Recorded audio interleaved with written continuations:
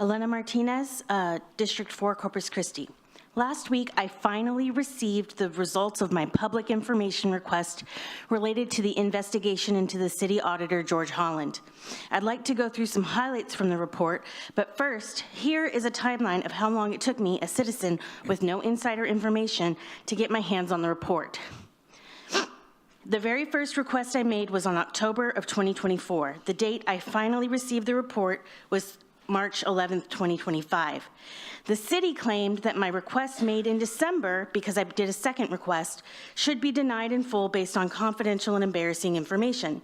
The Texas Attorney General did not agree and determined that only some information should be redacted and the rest should be published.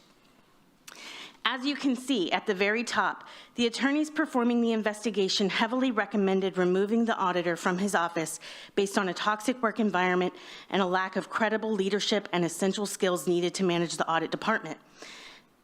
Next, you'll see that Mr. Holland interfered with the investigation by threatening an employee and used his office to pressure a subordinate to lie and prevent an employee's cooperation with the investigation.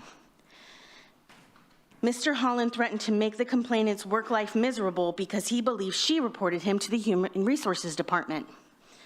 The attorneys determined that there is also cause for disciplinary action based on Mr. Holland's unwelcome physical contact with a subordinate employee on a work trip, and although the details are redacted, it is clear that the contact in question was in violation of the city's policies regarding sexual harassment.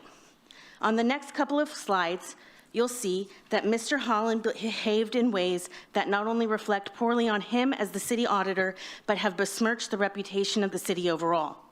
Our final slide is from the attorneys, cautioning the council to carefully consider the consequences and repercussions if Mr. Holland is not removed.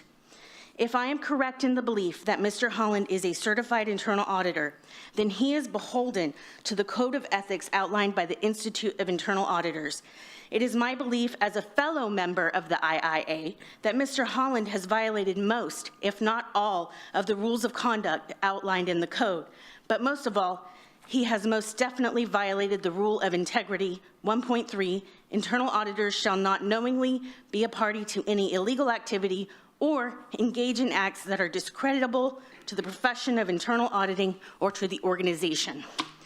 I will not make any recommendations for action today, but I will let the report and the facts speak for themselves.